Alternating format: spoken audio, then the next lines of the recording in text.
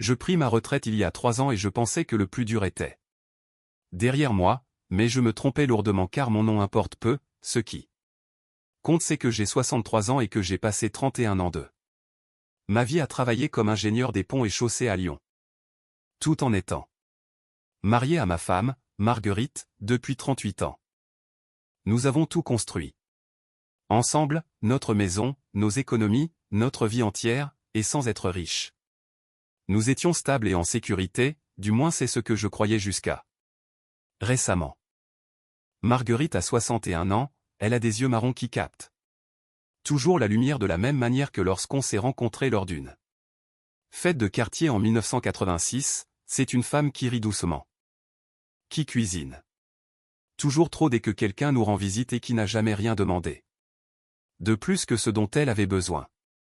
C'est le genre de personne qui s'excuse quand on l'a bousculé, qui laisse toujours une petite enveloppe pour le facteur à la fin de l'année, et je veux que vous vous souveniez de cela à son sujet, car ce que je vais vous raconter n'a de sens que si vous comprenez qui elle est. Vraiment.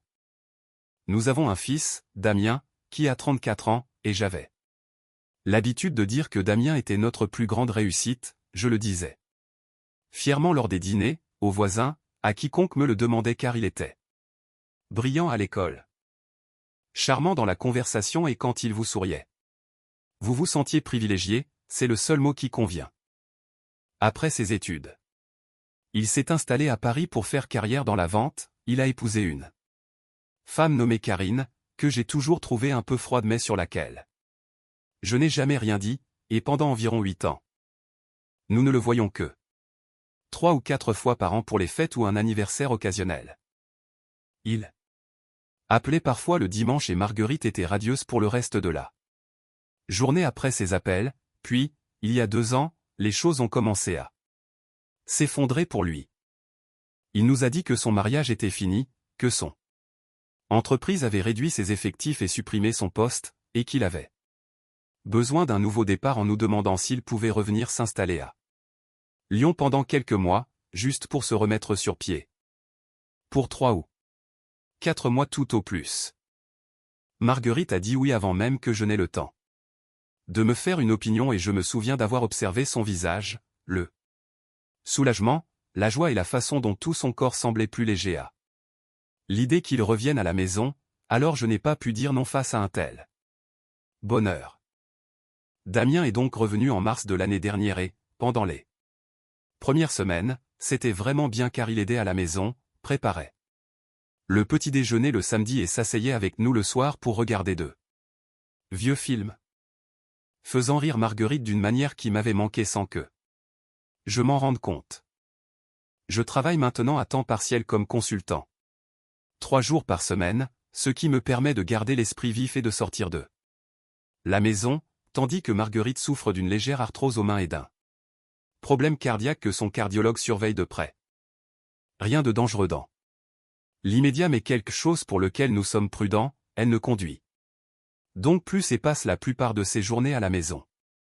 Je veux que vous compreniez ce que cela signifie que Damien soit resté seul avec elle pendant les journées où j'étais absent car le premier signe est apparu en mai quand je suis rentré un mardi après-midi et que j'ai trouvé Marguerite assise à la table de la cuisine, immobile, les mains jointes sur ses genoux, fixant le vide.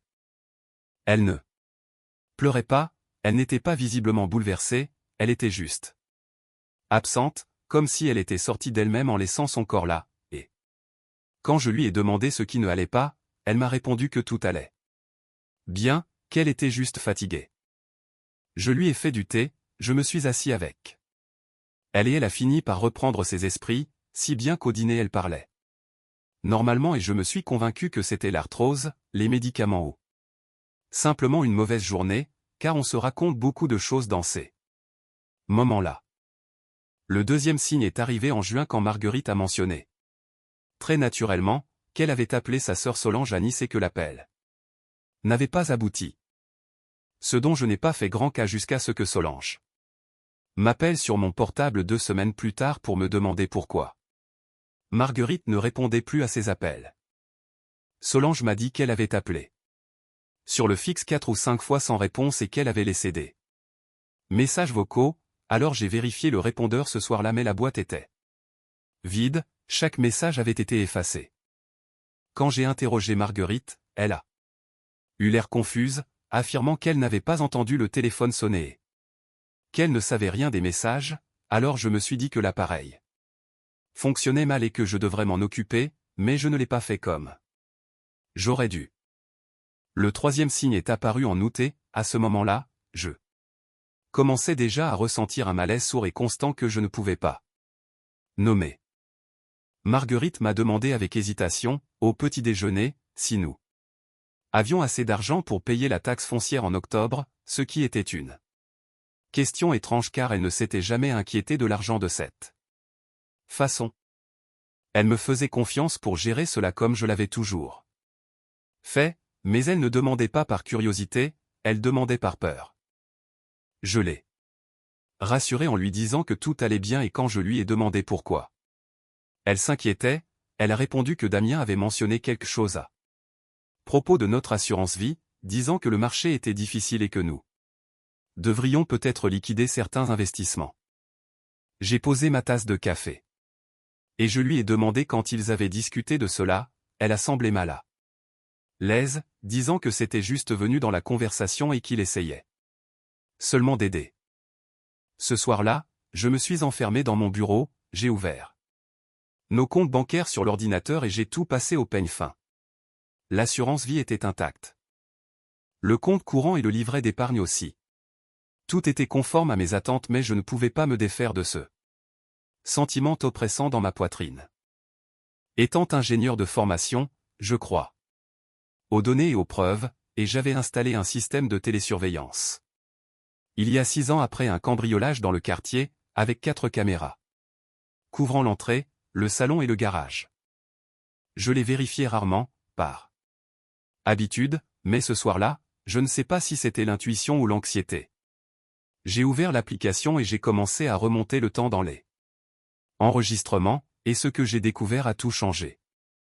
Sur les images d'un mercredi de juillet, alors que j'étais en réunion toute la journée à l'extérieur, j'ai vu le salon sous un angle élevé, Marguerite était assise dans son fauteuil habituel avec un livre et Damien est arrivé du couloir, pas en colère. Mais il s'est assis en face d'elle avec une pile de papier. Il n'y a pas de son sur mon système, mais j'ai regardé leur échange, j'ai vu Marguerite secouer lentement la tête, j'ai vu Damien se pencher en avant et pointer quelque chose sur les documents. J'ai vu Marguerite refuser encore et puis j'ai vu Damien se lever et emporter les papiers en disant quelque chose que je ne pouvais pas entendre, mais je sais reconnaître quand quelqu'un ne demande plus, mais exige. Marguerite est restée immobile longtemps après son départ, incapable de reprendre sa lecture.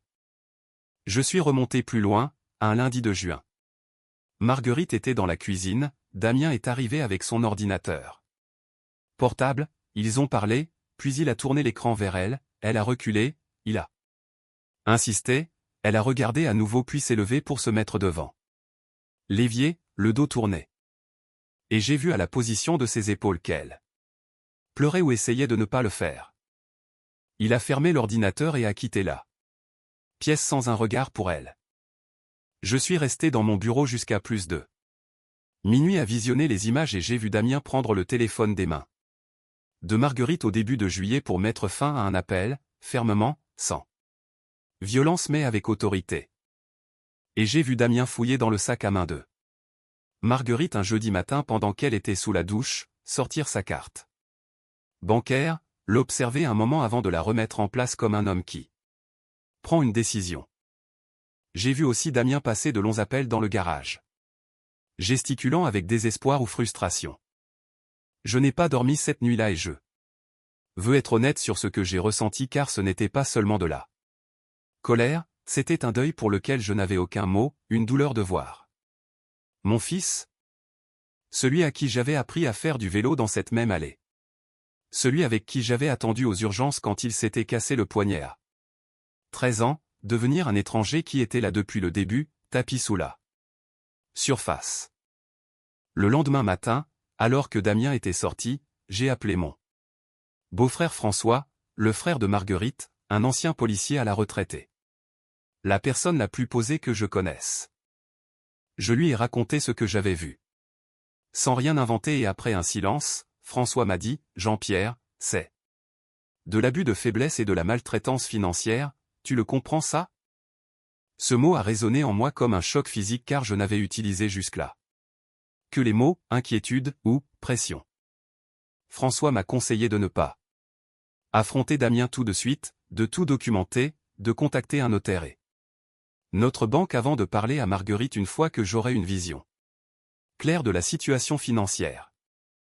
J'ai passé les 4 jours suivants à rassembler des informations et j'ai parlé à la directrice de notre agence bancaire, Madame Lefebvre, qui a examiné l'historique de nos comptes et m'a appris que Marguerite était venue 2 fois à l'agence, en juin et juillet, accompagnée de Damien. Elle m'a dit qu'en juillet, Damien avait tenté de s'ajouter comme co-titulaire du compte mais que Marguerite n'avait pas signé les documents, et que la conseillère avait noté que ma femme semblait en état de détresse. Ma femme était entrée dans notre banque en détresse et personne ne m'avait prévenu. Ce que je comprends juridiquement, mais l'information était dure à avaler. J'ai consulté une avocate spécialisée qui m'a confirmé que l'isolement familial, la pression pour accéder au compte et la surveillance constante constituaient un schéma classique d'exploitation financière de personnes vulnérables. Un fléau plus commun qu'on ne le pense et d'autant plus douloureux que l'auteur est presque toujours un membre de la famille. Le dimanche matin suivant, alors que Damien était à la salle de sport, je me suis assis avec Marguerite, j'ai pris ses mains dans les miennes et j'ai prononcé son nom, et j'ai vu tout de suite qu'elle savait que quelque chose se passait. Elle m'a demandé de ne pas commencer, mais je l'ai supplié de me dire la vérité et après un long silence, elle a craqué. Elle m'a raconté que Damien était venu la voir en avril, peu après son arrivée, pour lui expliquer qu'il était criblé de dettes, non pas à cause de son divorce ou de son travail, mais à cause d'investissements privés catastrophiques faits dans le dos de sa femme. Et qu'il devait de l'argent à des prêteurs privés. Il lui avait dit qu'il avait honte, qu'il ne voulait pas que je le sache car il craignait ma réaction, et Marguerite l'avait cru parce que c'est son fils et qu'elle est cette femme qui laisse des mots de remerciement au facteur. Il lui avait demandé de garder le secret, affirmant qu'un simple prêt sur nos économies réglerait tout discrètement, mais Marguerite avait refusé une fois, 2 fois, 3 fois, et Damien était devenu de plus en plus insistant, commençant à utiliser sa santé fragile contre elle, lui disant que le stress n'était pas bon pour son cœur. Il effaçait les messages de Solange sous prétexte qu'elle était une influence négative et il l'escortait à la banque pour s'assurer qu'elle ne soit pas confuse. Il ne l'avait pas frappée, il n'avait pas hurlé, il avait agi de manière à ne laisser aucun bleu, et c'est pour cela que j'avais mis tant de temps à m'en rendre compte. Marguerite pleurait d'épuisement, disant qu'elle ne voulait pas aggraver les choses et qu'elle avait peur de sa réaction s'il se mettait en colère. Je lui ai promis que j'allais m'en occuper et qu'elle n'avait plus rien à craindre. Damien est rentré 2 heures plus tard et en voyant ma tête dans le salon, il a compris. Je lui ai dit de s'asseoir et je lui ai calmement exposé tout ce que je savais.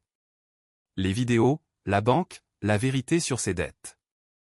Il a essayé de nier pendant 10 minutes, disant que j'avais mal interprété, que Marguerite perdait la tête ou que j'étais trop autoritaire, mais je l'ai laissé finir avant de lui dire que j'avais déjà contacté une avocate, la banque, et que j'avais des copies de toutes les vidéos en lieu sûr. Je lui ai posé un ultimatum, s'il voulait éviter la police, il devait quitter la maison avant la fin de la semaine et s'engager par écrit à n'avoir aucun contact non supervisé avec sa mère. Le masque est tombé et il m'a dit une phrase que je n'oublierai jamais, « Tu n'as aucune idée des ennuis dans lesquels je suis », ce à quoi j'ai répondu que ce n'était plus mon problème.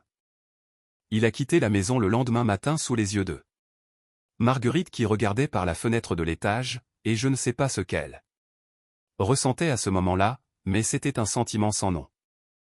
J'ai déposé un signalement officiel pour maltraitance sur personne vulnérable et la banque a marqué son dossier pour empêcher toute tentative future. François est venu passer une semaine avec nous pour entourer Marguerite de douceur. Elle a commencé à voir une thérapeute et son cardiologue a dû ajuster son traitement. Car sa tension artérielle avait grimpé à cause du climat de terreur à la maison.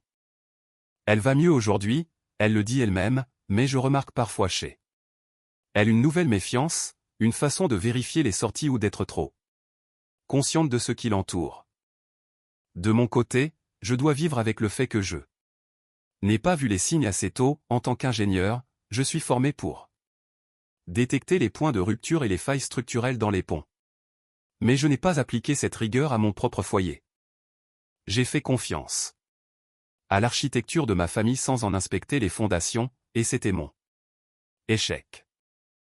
Je dois aussi vivre avec cet amour résiduel pour Damien, un amour compliqué et encombrant comme un vieux meuble qu'on ne peut ni jeter ni placer nulle part. Un mois après son départ, Marguerite m'a dit qu'elle aurait dû me parler plus tôt et je lui ai répondu qu'elle l'avait fait quand elle le pouvait. Mais je sais qu'elle porte encore ce poids.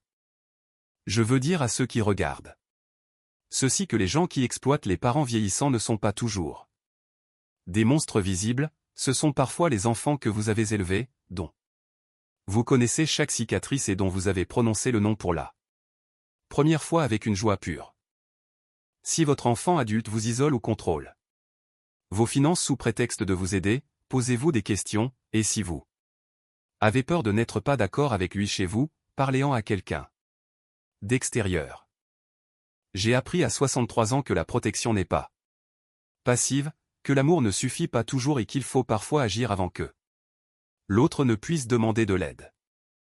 Marguerite cuisine toujours trop, elle s'excuse toujours quand on la bouscule, et mardi dernier, elle a encore laissé une attention pour le facteur car c'est ainsi qu'elle est. Et je compte bien faire en sorte qu'elle reste elle-même pour toutes les années qu'il nous reste.